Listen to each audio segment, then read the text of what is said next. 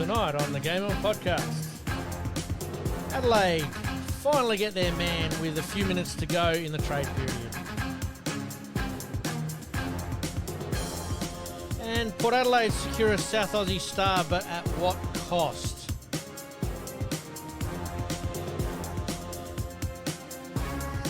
And the young gun has a tough first day out at the MCG as the test spots heat up. All right, let's do this. Welcome to the Game On podcast. My name's Pete, once again joined in the studio by Malcolm. And normally we start off with good of the week, but unfortunately this week we have to pay tribute to the late Wally Miller. Yep, very much so. Oh, look, Wally, remarkable man. Best memory I've ever met in anyone. I asked him a question when I was interviewing him, and he replied with 13th of August 1958. And I've gone, oh, come on, Wally, can't you at least give us the time of day as well? Yes. You know, polio after the accident with Don Lindner, who he stayed very good friends with, and that, because it was just an accident. Yes. Turned out they think in times that there was damage done in that collision on the spine, and then that also released the polio virus, which then came. So Wally never walked again. Look, he'd also lost his wife, Anthea, and his their daughter, Sally, yes, as well. Sally died of breast cancer in 2000. So he's, look, gone through a ridiculous amount as well. But as a football administrator, for me, he's number one. Yes. He's a visionary. He was a huge part. Him and Robert Odie were actually the visionaries to start up modified rules footy. Yep. Just a lot of things as well. So, yes, while he was Norwood, he was way more than just Norwood. A remarkable man. The public send-offs next Wednesday. Yep. Well, obviously, we've had a lot of guests on the show so far with our past players, past legends. It all sort of came back to Wally in some way, shape, or form, especially through the 70s, 80s, and 90s there. And there'll be a lot of people that will, sadly miss, obviously, Wally there. I never got the chance to meet him. I would have loved to have interviewed him or spoke to him and just picked his brain a little bit.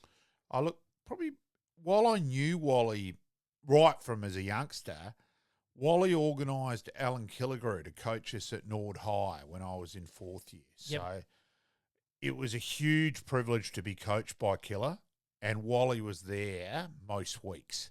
So I was like a kid in a candy store. With what, and I got on brilliantly with Killer. I had a fair bit from then on to do with Alan until he left us. Yes. Alan did organise Bob Skilton, triple Brownlow medalist, to do our school presentations. Yep. And he introduced me to Skilt, saying, this guy is the best football brain I've ever coached. And Skilt stood up tall and thought he's about to be introduced to a champion, followed by Killer going, pity he can't play. Yep. And I burst out laughing. Skilt saying, you can't say that. I said, no, I'm shit. I'm just Rapley rates my footy brain. Yes. And Wally, as I said, he was there each week. We spoke a lot about Carmel Court, the Bert Balderstone's influence as well. Yep. So, look, Wally was a person, every time you spoke to him, you learned something. Yep. And there's not very many people you can say that. Absolutely. And, he was, an incredible man. Yeah. And one last thing, something's come across our desk today there that unfortunately the passing of a close person to you. Look, hasn't been a great week. All the best to KRIEVS, as you know, our sponsor was OUWENS CASSERLY. His dad Gunnar, he's a good man, Gunnar, character, involved with both Uni Footy Club and cricket clubs, captain Uni Cricket Club to a premiership, played for Uni in quite a few different grades, including A1. Yep. He was always a gentleman whenever caught up with him. I only saw him a bit here and there, but he was always fantastic company. Mm-hmm. And, look, I just had one of him today, and I've just got off the phone on the way, as you could see walking in. And, look, all the best to Steve Harry Faulkner from Payneham on the loss of his wife, Vicky. And, it's, as I said, have had better weeks. Absolutely. Mate, we wish those families all the best. We send our condolences, and unfortunately, life happens, and we have no control over it. Unfortunately, we don't. And look, whether it's the right time to bring it up or whether it shouldn't be brought up at all, but whatever. But my bad of the week, total and thorough disgust with the media who reported Wally Miller had passed away. Yes, before he had, and the family having to release a statement. Hey, Dad's gravely ill, but he's still with us at the moment. Disgraceful. Absolutely disgraceful and unforgivable for some media outlets, and the whole race to be first, and the lack of contrition and the lack of getting your facts right. Right. Penalty lot. We can have an opinion on sport in here. That doesn't mean you or I are right, whatever.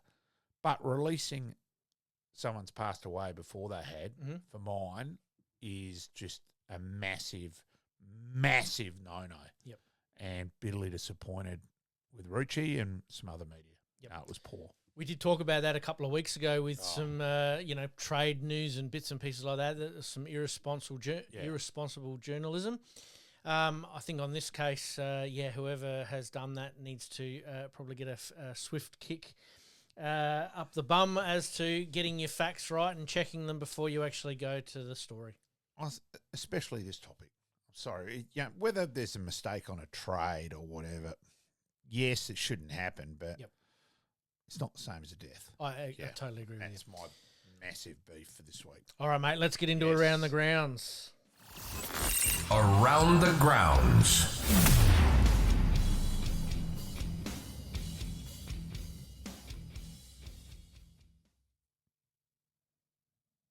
All right, mate, we're going to talk a little bit of the cricket, the SANFL, the AFLW, and some basketball, but we're going to kick off with the AFL still. Darcy Fogarty for the Crows signs a contract extension to keep him at the Crows until 2031. That's a 6-year extension. Yeah. Way too long for mine. I'm a bit bemused with all these huge long contracts.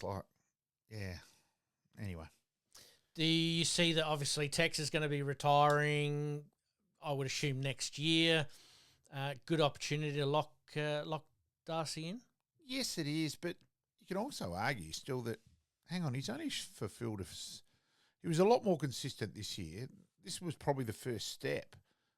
Previously, he'd been patchy, show a bit. I think he kicked 5 in a game against West Coast and then went goalless the next 3 weeks and sort of things like that. Yep.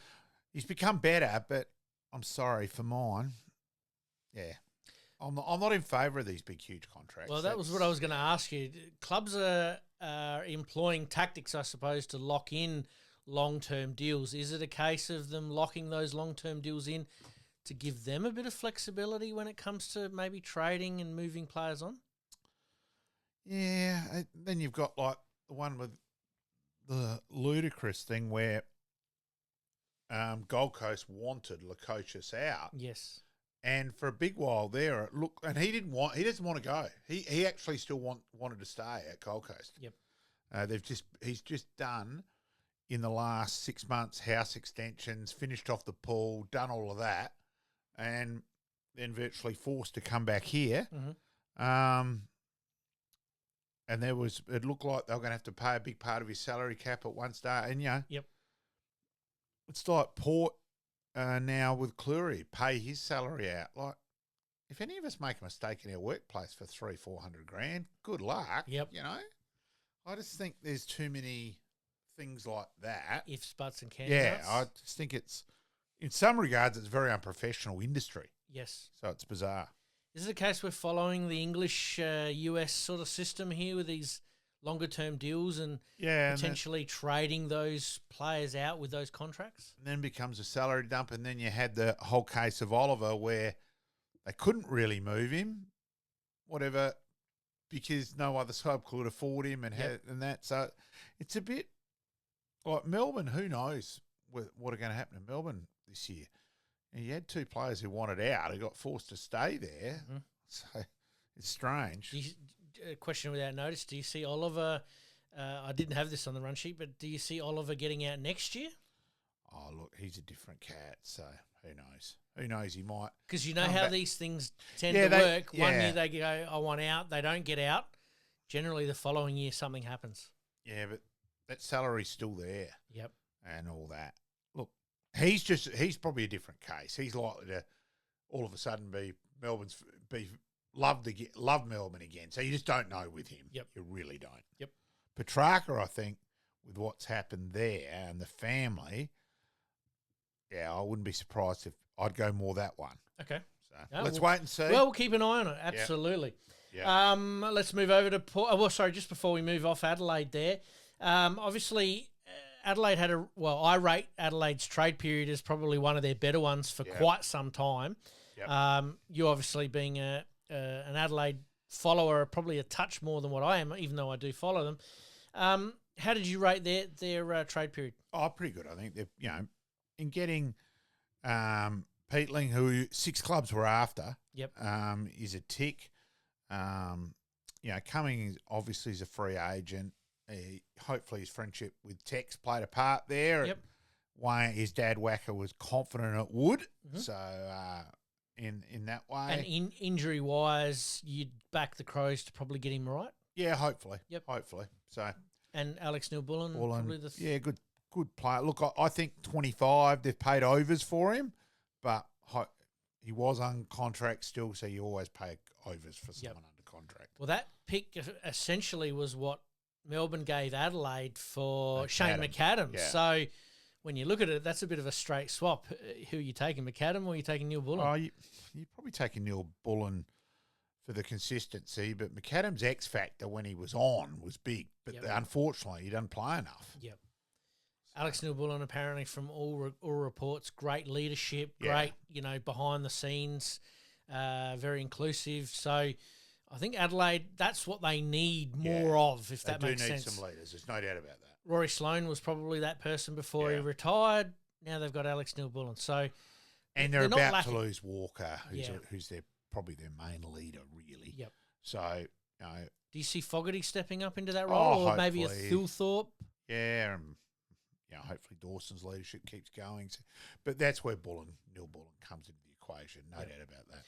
Question I noticed for Adelaide there, Dawson felt like he had the world on his shoulders at times this year, and you could almost see it. Yeah. Do you see that boosting of these sort of players that have been around for a little while now, sort of helping him out a little bit? Do you see him freeing him up? That's probably my question. Oh, look, hopefully Peatling goes into the middle and performs. Saligo progresses and gets a bit more consistent. Body fills out. Body copes with the everyday bash and crash a bit more. Yep. Hopefully Leg then goes back to either a half-back flank or back pocket or doesn't play. Yes.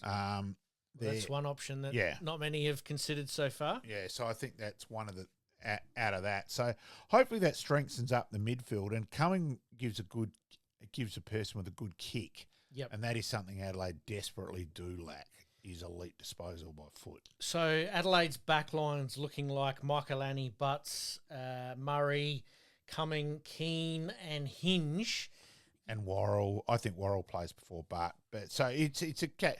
At least there's a bit of depth back there and competing for spots. Yep. Which is one thing that Adelaide have probably lacked in the last. And then KRIEVS is in the mix there, and I think he could be pretty important as the dashing run and carry defender. Yep. So could you get him up onto a wing? I think that becomes more Hinge possibility. So anyway. And then what do you do with Lockie Scholl? I think he's on the other wing. Okay. Yeah. So Cumming then goes half back or in the midfield. Yep. Obviously, with Adelaide recruiting quite well, you would expect that all three of those players would make their best starting 22, I suppose, for round one. Yeah, I think so. Yeah. Does someone like Billy Dowling, Shelley, do they squirt through the middle there? The other one is Pedler, who's almost the forgotten man at the moment. Yeah, and Pedler can play. He was unlucky this year. I don't think he was well used when he did play. I think he should be in their midfield four. The stats were on the number of percentage of ball ups he was in. Yes. He had the best percentage of any Crow player of the clearance. Yep. And at least there's a good kick. generally. Yes. It's not a dump kick forward to the opposition through just a hack tap, etc. Yes. So I think he's pretty important. So, look, at least, again, there's going to be some competing for spots, which it makes your training better. Sharpens you people up a little can't bit. ghost a lot, just cruise along. So, yeah, that'll help. My other one is probably Dan Curtin and potentially the number 4 pick. Do we see them making that first, 22, 23 for round 1? I think so. I think both are going to be in the mix, well and truly. Curtin actually performed really well up forward late in the year, so that's a possibility that he plays that third roaming forward role as well. So does that then release Thilthorpe to be the backup ruckman? Yeah, be the key forward and then backup ruck when O'Brien's hopefully sent him to Siberia. But anyway, so at least again, there's development. Still frustrates me the lack of ruck. No, depth. that's fine, and I think that'll change hopefully over the next 18 to 24 months. Hopefully. That's for sure. All right, let's move across the road to Port Adelaide. Travis Boak signs on for 1 more year, taking his career to a 19th season. Is this the right move? Love Travis Boak. Massive respect for Travis Boak, but personally, no. Yep. Look, if you're trying to win the premiership, which every team should be, and Port did make a prelim, what stood out in the prelim, and it wasn't that. There were some other games.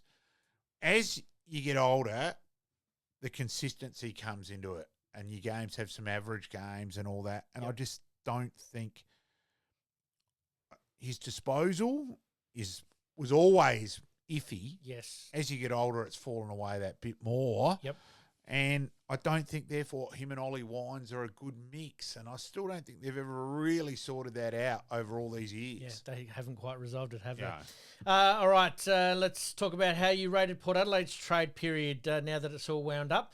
Have they gone backwards, or did they look to recruit a couple of delisted players, obviously, with some more delistings happening yesterday? Oh, look, they'll probably, I think it got summed up pretty well that they were a bit unlucky that Houston should have been the main player, but like Richmond's players were in demand and the clubs who were after him had the draft choices. So they've got massive overs for Dan Rioli, 6 and 23. But part of that also, it becomes a bit of a guessing game and a bit of a joke. They've decided that Lombard, who I've only seen twice. Yes. And was best on ground again for the Allies. And they've gone, well, we don't want 6 because we can have draft choices later instead of that. So draft choice 6 becomes a pawn for them. So it's a bit ridiculous, the system. So, Richmond for me were the biggest winners out of the whole trade. I was going to get to that a little bit, but Port Adelaide, do you see them going backwards because of this trade? They've basically got, 2 fringe players and one potential superstar. They need Ollie Lord to kick on. Now, if you had Ollie Lord and Georgiadis, well, then you could have Lukosius play that floating third, Tom Lynch, roam role, use his elite leg. But that's going to need Ollie Lord to step up. And with obviously still big question marks over Todd Marshall. Now, whether Port in picking Lukosius up have gone, well, deep down we don't think Marshall will come up. Marshall comes up because Marshall and Lukosius, you can say, are a bit similar, and that. But one thing, if Lukosius gets 60 shots at goals, he's going to kick 40 plus. Yes. So that's the other thing. He is a very good kick. But then that limits them as to how they can utilise that roaming up the ground forward, doesn't it? Yeah, it's just going to be interesting. I think there's a lot of wait and see. For mine, Ports was a bit of this and a bit of that.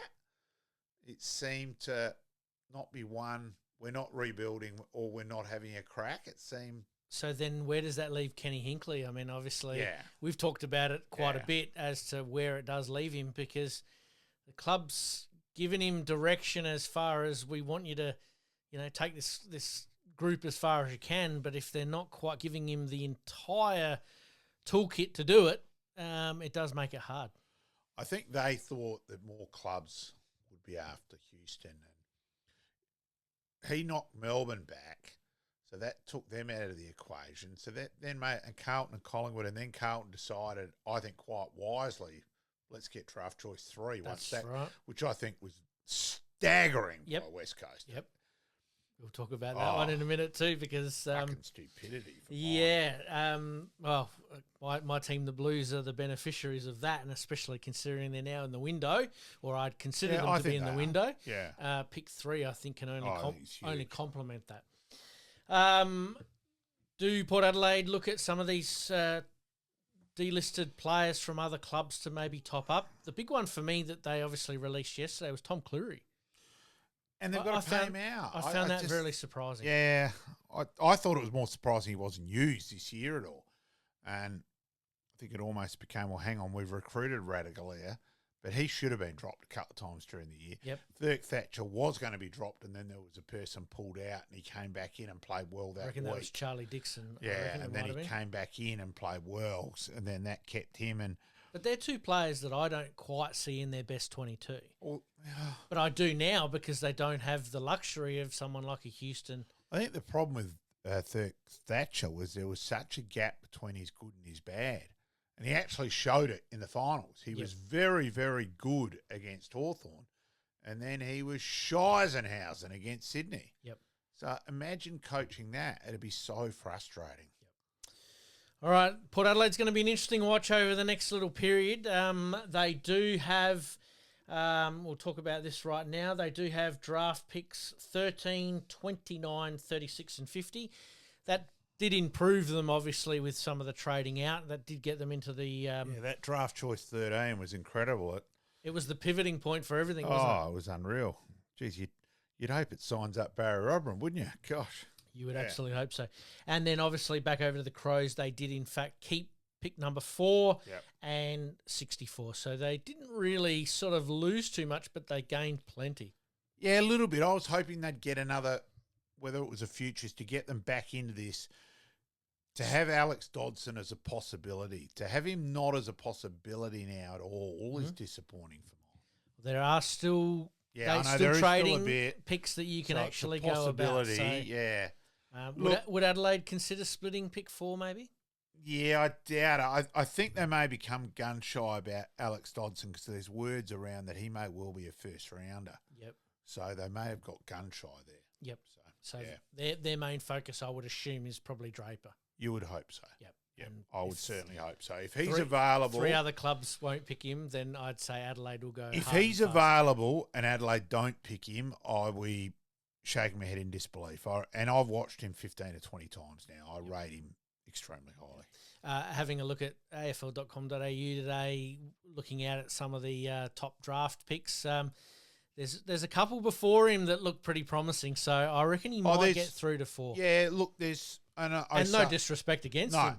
No, look, I'd be surprised if he's not on Carlton's radar for 3 as well. The word there is O'Sullivan, but everyone's just going 2 and 2 there because he happens to be Walsh's cousin. Yep. So I think that's probably a bit too much. It's just too easy there. So let's wait and see. Want and need is probably the big one there. We know what Richmond need. We know what North Melbourne need. We know what Carlton are probably going to go for, but I don't see it being a midfielder, though. That's the only thing for Carlton. I think they'll pick what they think's the best player. Yeah. Whereas Adelaide are screaming out for a big-bodied midfielder. Yeah, they are, but I think Carlton will go for whatever they think's the best player at number 3. Yep. I really do. Yep. Anyway, we'll leave that one and watch that one with great interest. All right, let's quickly whiz through some of these hot topics for the AFL. The Indigenous All-Star game has been confirmed against Freo. It's as a fixture for the future. How do you see this one playing out, mate? Personally, is it because Indigenous numbers have actually declined? Yeah, possibly. They're looking to try and do something? Which is fair, which is a good reason to try and create that sort of thing.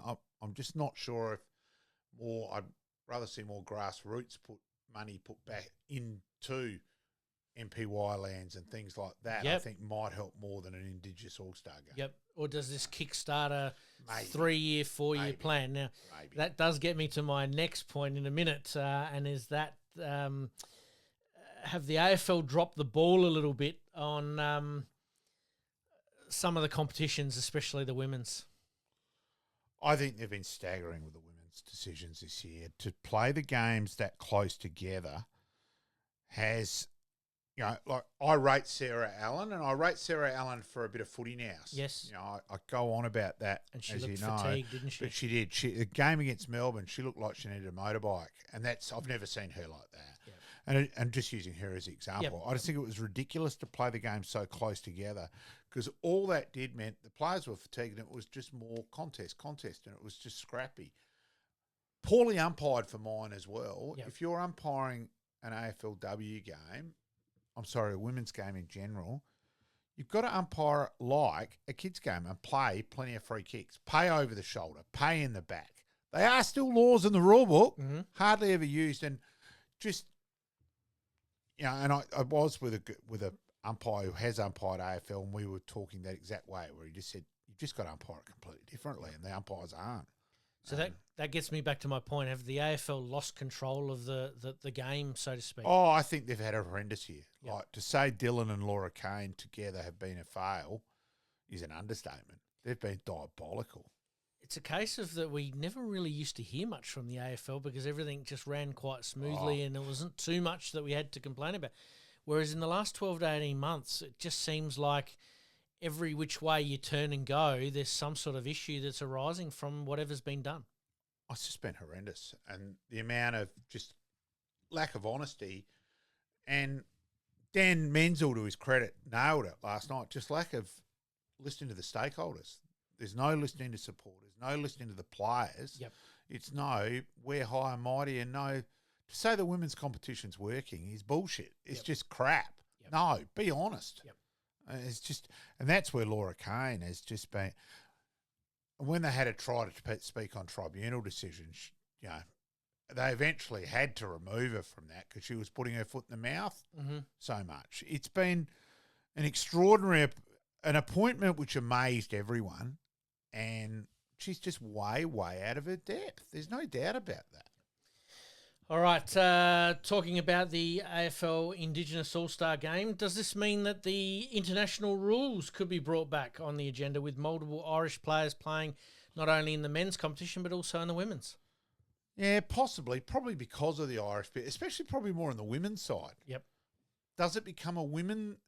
Do we go to the women's side of it first? Because we probably know there's not going to be the rough and tough and the... There's not going to be the Gary McIntosh amongst the women to start that up again and dip her and that side of things. The old mongrel sort of game, yep. Yeah, so maybe that is a possibility that they go, right, out of the female game, we're going to do this first. I'm not sure, but I do think,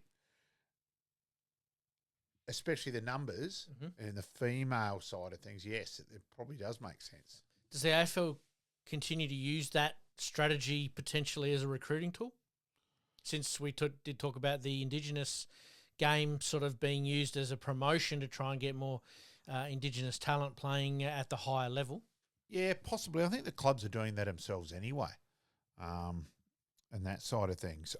I think, therefore, as a recruiting tool, I think, again, it comes back probably more importantly on the female side of things, because we need that extra talent, because there's not enough talent. They've grown way too quickly. That's part of the problem with the women's comp as well, a big part. Well, we've talked about the pyramid base being built from the top, from the wrong top, way, wrong way round. So getting people from Ireland there is probably really important.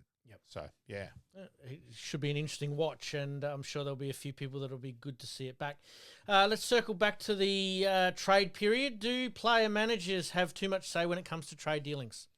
Yeah, possibly. Yeah, it's just interesting to listen to Paul Connors and his summary, and that what happened, what I wanted, and I was sitting there thinking, hang on, So it's not clubs dealing with clubs; it's clubs dealing with player managers. And I think there's probably gone a bit far. I think we've got to sort who's got I think the clubs have got to get a bit more control back. I think it's happened a little bit, but there probably needs more and less on the player managers saying do as I say sort of thing. He's going here no matter what. Yeah. You know, when you see player managers running around in corridors last minute trading, you go, hang on, how's that happening? Isn't the clubs supposed to be dealing with each other? Yeah, it was a bit bizarre. It was indeed. We did talk about it a little bit earlier, but your biggie winners from this year's trade period, was it Geelong, Collingwood, Carlton, or another team? Richmond for me. Richmond? Yeah, Richmond easily. Space second. To get 6 and 23 for Rioli and 11 and 18 for Bolton is just extraordinary. They robbed. They were better than Ronnie Biggs with a robbery. So I think they're the big winners. I thought Adelaide did well. Yes. Collingwood getting Houston, yes, but they've traded away their first rounder again. They're very much, and they're now talking about picking up Membry. If they do that, I think it makes it 13 players over 31 or something on their list. Good luck. I can see Collingwood having a fall away in the next few years. That was what I was going to ask. Massive fall away. They feel like they're in the premiership window now, but if they don't get it, good luck. The next five years, I think they're going to be right down the. And they're not going to have the choices, and you're not going to be able to do much for the Tasmanian side coming in anyway. Spot on. So I think Collingwood at the moment is good luck. Yep. It's 25 or bust. Yeah. So it's going to be an interesting watch. I think Adelaide are probably doing the right thing at the moment as far as that age demographic that's just going to carry them through until Tasmania come in, and then topped a bit of that up, which they had to. There was too big a gap and a lack of 24, 25, 26-year-olders, 27-year-olders there. Yes. And they've sort of, they've that up. Yeah, to some extent, yes. Will we realistically see a men's Tier 2 or reserves competition before 2030? Considering it was meant to happen over 10 years ago now. That's why I ask. GWS got the phone call. And I know that for a fact, that they were told, prepare and this, and they actually started signing players up, and then it fell away. Mm-hmm. It's coming. That will turn slowly. It does, but it's also, you're not sure how much money they're losing on the women's comp. The women's payments are going up when there's no crowd there. Mm-hmm. And I'm just not sure how much sponsorship. I know Adelaide managed to sign up BHP. Yes. And Adelaide were actually one of the clubs who was going okay out of females football because of that sponsorship. Yep. I just don't know on some of the other clubs on that side of things. And I know at SANFL level that some of the clubs are struggling with having the development league and the extra costing there. Yep. So, yeah. Talk about that one a little bit later, that's for sure. And the last one, mate, Mad Monday, Wacky Wednesday, Silly Sunday. For any type of celebration, has it gone too far? Yep. Yes, you can argue that they were in a private room and all that, but I'm sorry. Why are you trying to send up 9/11? Yep. Send up a rape charge. I'm sorry, it was hideous what they did. Stupidity, poor leadership at the top, and I'm not talking about Toby Green there. I'm talking at the top. Let's get to the point. Geelong do it well. Yes. That bit where they took the mickey where they were too old. Yes. They all turned up as pensioners and Dangerfield with a walking frame. That was brilliant. Yep. That was funny and clever. Rolled up in a old folks home bus and bits and pieces like that. So I think you will have, in fact, I'll be amazed if it's not, that all clubs, you say you're going, Peter Matthews has come, and it's a dress up, you'll submit what you're going to go as, and it'll either be ticked off as a yes or no. That's what will happen, and that's what should happen. Kindergarten rules are coming back. Well, you've just got to, because it was just so... It was so stupid. People can say, the punishment and all that. Well, no, use a few more brains in the first place. Yep, absolutely. All right, mate, let's see what's coming up. Adelaide 36ers getting the job done against the Jack Jumpers.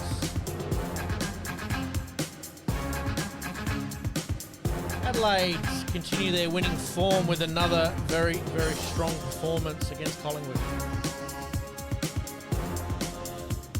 and Port Adelaide basically all but secure a final spot this year with a win over St Kilda.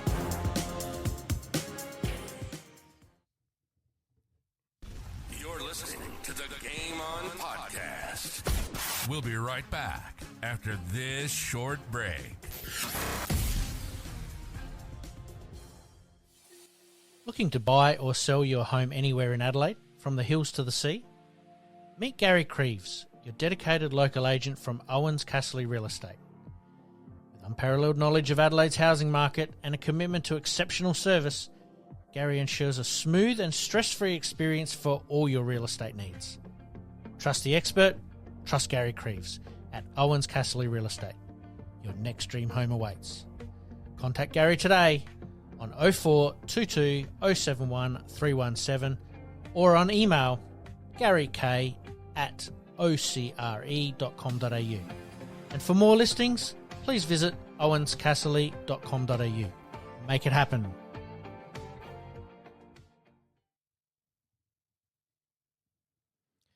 All right, mate, as per usual, we thank our sponsors who help us out on the show here. And if anyone's looking for any real estate advice, Gary KRIEVS is your man. Yeah, and look, as I mentioned earlier, all the best and sincere condolences to Gary on the passing of his dad, Gunnar. Absolutely, sending condolences there. All right, mate, let's continue on with Around the Grounds. In the basketball, the Adelaide 36ers are back. After playing 3 games in 11 days, they got the job done, not only against the Tasmanian Jack Jumpers, but they're looking to do it again against the Taipans here on Friday night. Yeah, and they were 8 down at half-time too, so to come back from there and then be 11 up at one stage, so it certainly was a change of fortunes. Absolutely. And came through, so yeah, good result there in the end. I did hear an interview with, I think it was Mark Casey, says that he sits near some of the benches there, and he overheard, obviously, the coach sort of explain to the players, almost like a college-type coach, saying, this is how we're doing it, this is why we're doing it, this is the result we're going to get. And that's exactly how it played out. Yeah. So, look, at least there's progression, and we'll wait and see. It seems like the new coach has got everybody invested. Hopefully. At this stage. Hopefully. So, very interesting.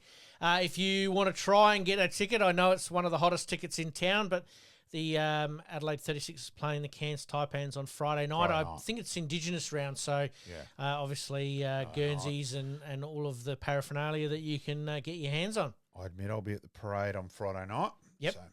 See how that goes. South East Melbourne coach gets sacked after a 0-6 start. They got their first win under new coach last weekend. Yeah. At least they didn't lose any early wickets. None for 6. Yes. But yeah, bullet, and then there's a win. So yep. Yeah. Isn't it funny how that happens in all sports, isn't it? It's incredible. It is crazy. All right, mate, let's move on to cricket. I know you'd be loving this at the moment because I certainly am. We'll talk about the Redbacks initially to start with. Day 1 of the Shield game against Queensland. So it's day 3. It's stumps now. Yes, so. But day 1, obviously batting there for 314. Henry Hunt batting through being the last player to miss for 136. He nearly batted through the innings. Try to work the ball to 1 to get the strike back, and was the last man out. Oh, look, yesterday we did have him 5 for 80, so that was disappointing again. And again, not only they make 308, they put on 40-odd for the last wicket again, and that's the second game in a row where it's happened. And Whitney making his Shield debut, 24 not out off 11 balls. And if they try to bounce him out, I'll be ropeable. I didn't see it, so I'm not sure there, but yeah. Still disappointing there. And then today, we're 9 for at stumps. The great man, Alex Carey, 123 not out. Yes. He's now made 362 runs in 2 games. The skipper, Nathan McSweeney, performing again with 72. So 37 in the first innings, 100 odd, made a ton in the first game, and also was run out in the other innings in the first game. So he got 170 odd first game. Yes. So he's already at 280 runs himself. So huge progression there, and promising already that we've had 4 centuries in 2 games for South Australia, which be the most, and over 100 run opening partnership in the first innings. So there's been a lot of good things. Massive day tomorrow because not only in the other two games are Victoria going to beat New South Wales. Yes. WA going to beat Tasmania. So it's really important we get the result tomorrow. We're 350 out. Whether we declare overnight or whether KRIEVS batsman has a go just for a couple of overs tomorrow. Not sure which way they'll go there. Mm-hmm. At least they've put on 21 for the last wicket so far, of which Buck predictably is not out. Jordan Buckingham. Yes. So it's just a big day tomorrow now look, promising from the first game that we fought that game out again and got a draw against New South Wales. Yep. And if KRIEVS actually hadn't got out on the last day, we're a big chance. We probably would have got him. Yep. So, yeah.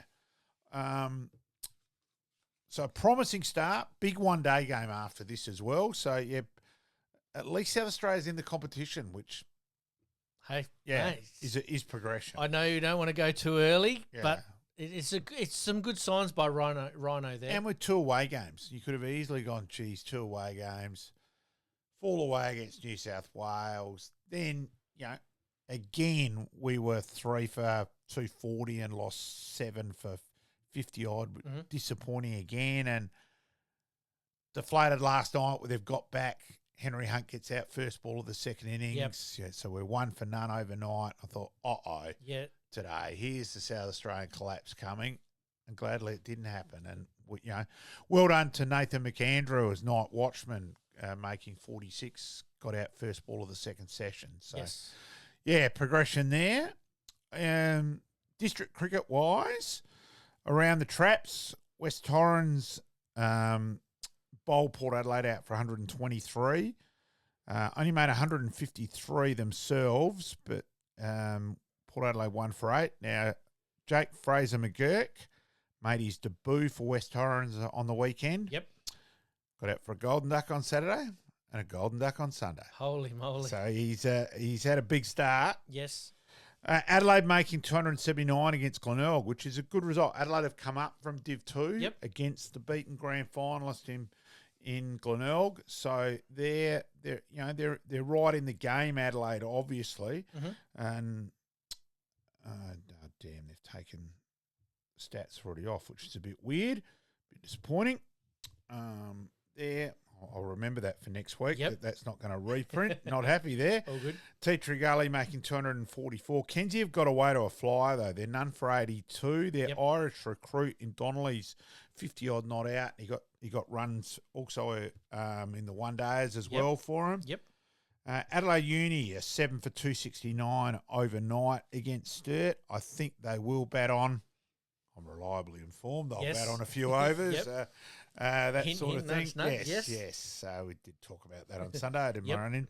Look, my highlight was on Sunday, I went to have a look at Port Adelaide in the one day, West Torrens, against Glenelg in the one day comp.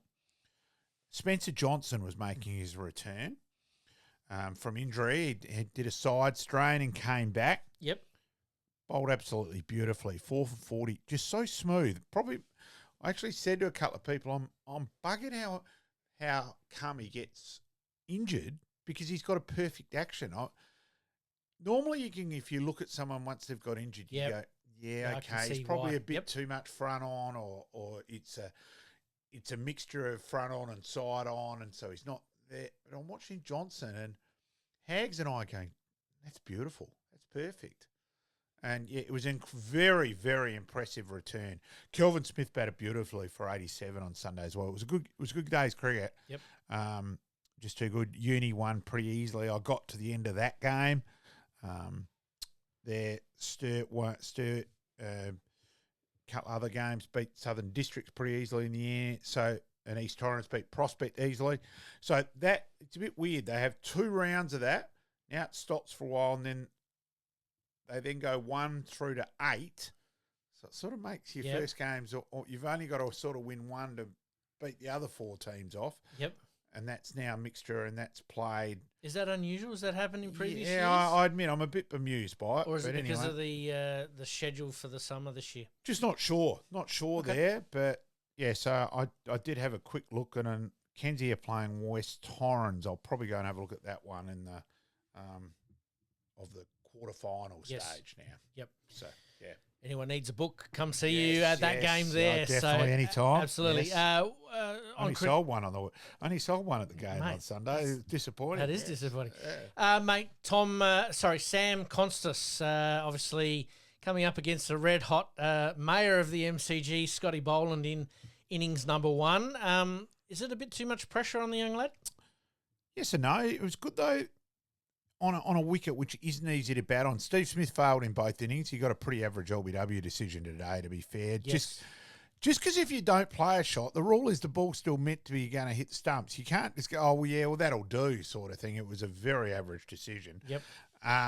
Constance got 40-odd today. 43 off 97 balls. Yeah, so I think that was promising on an average wicket. So on a wicket which doing plenty. So he's still around the mark. Bancroft failed again. Mm-hmm. Well, everybody failed basically. Yeah. So I still think Constance is very much in the equation. It might solve that problem at the top of the order. I think that Australia A game is going to be big decider as well. Yep. We've actually got in our flashbacks this week some cricket and Australia v Australia A from the mid-90s. So really looking forward to that. All right, mate, let's talk AFLW. Adelaide backing up with a couple of big wins, cements them in the top 4. Yeah, it's a lopsided comp out of that way. Look, their big test is Friday night. And it's funny, it's probably the game nearly almost since Adelaide's inception that they'll start the biggest underdog. Like, if you're doing odds this week, the North Melbourne will be very, very short. So it'll be interesting Friday night. Look, and I expect North Melbourne to be way too good. Mm-hmm. But if they could jag a win there, then a home final comes back in the equation. Yep. So very interesting. And Port Adelaide obviously getting the chocolates over. They'll make the 8 now. They'll play finals because they've got Gold Coast and Sydney on memory in the last 2 rounds. Yep, we'll talk about round number 9. Adelaide, as you said, playing North Melbourne there at, some would say, the home of football at Norwood Oval there. Flat out on the scoreboard again. You will. Anyone looking for a book, definitely come up and say hello that time. They play the Suns, obviously, at People's First Choice Stadium up there in Queensland. Yeah. So anything can happen there. And then in the last game, which we'll talk about obviously next week, the Cats taking on the Crows and Port Adelaide taking on the Giants. So Port should make it. They will. So both Adelaide teams for the first time will play AFLW finals. Very interesting. All right, I won't go through your tips, mate, for this week. I think it's pretty self-explanatory. Most of the teams that are up in that top sort of 8 or 9 will probably get the chocolates. Probably the one surprise was Geelong beating Brisbane. Yep. On Saturday. Yep. The other teams that are playing them are all in the top 8 versus the bottom 8, so you'd expect them to win there. All right, mate, let's take a very, very quick break. Coming up, we have Peter Carey Part 3 in our 3-part series. And Greg Blewett talking cricket Part 2.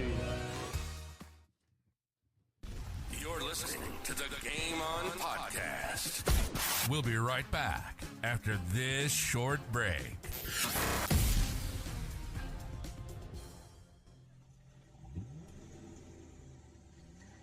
A dents and scratches putting a dent in your day? Introducing Roger Steen Crash Repairs Adelaide, your trusted solution for automotive woes. With over 2 decades of expertise, Roger Steen Crash Repairs guarantees top-notch service, restoring your vehicle to its former glory in no time. From minor dings to major collisions, our skilled technicians handle it all with precision and care, using state-of-the-art equipment and techniques.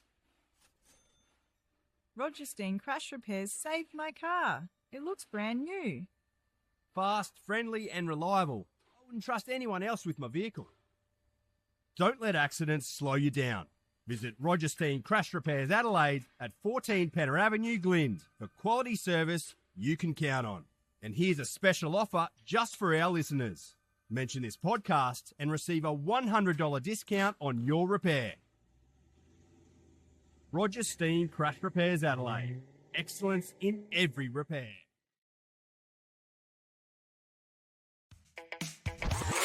Flashbacks.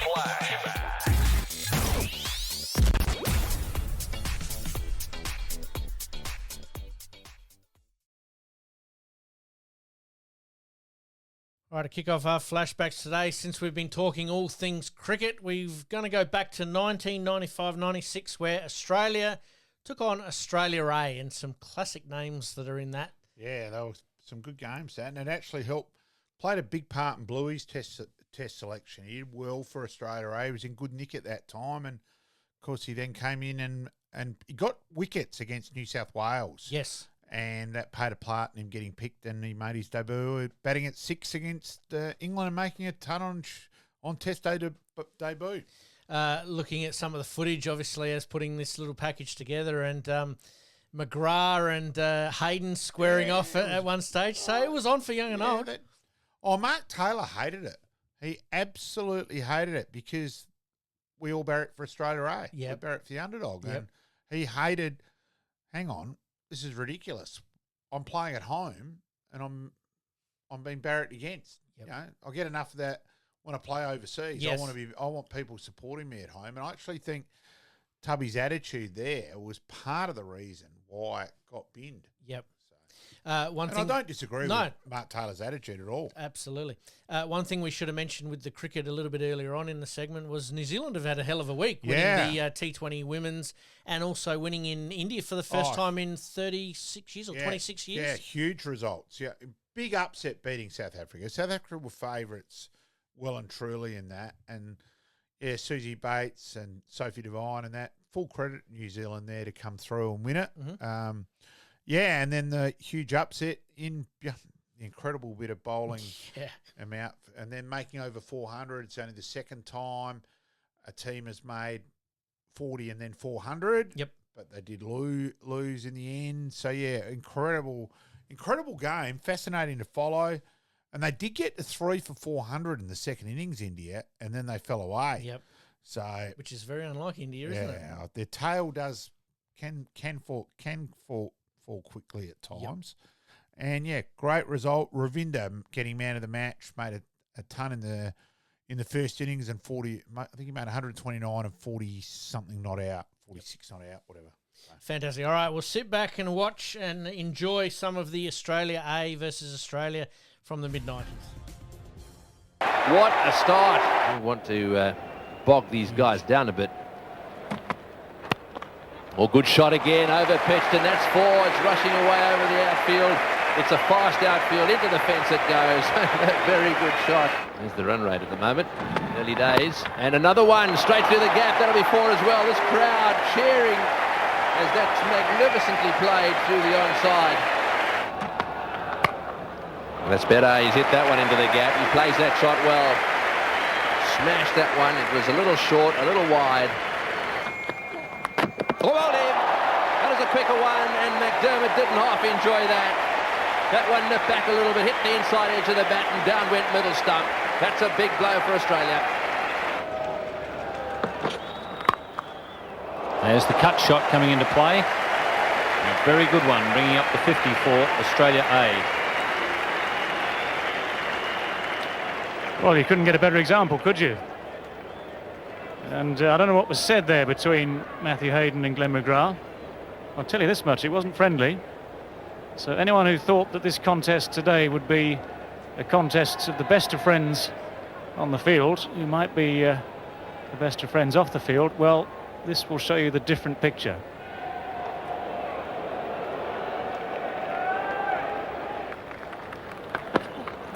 All pretty innocent, really. It's 1 for 53.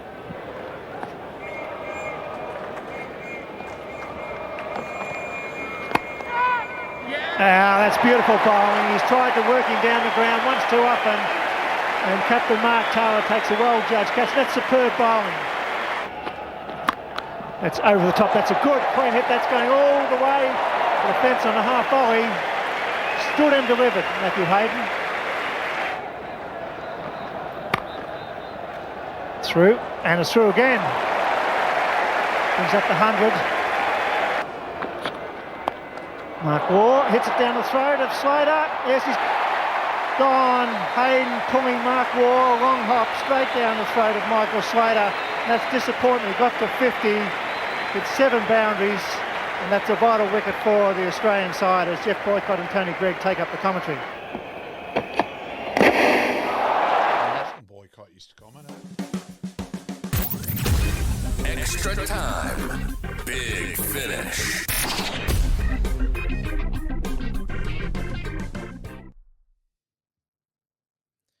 All right, mate, some cracking cricket highlights there and some very, very good players.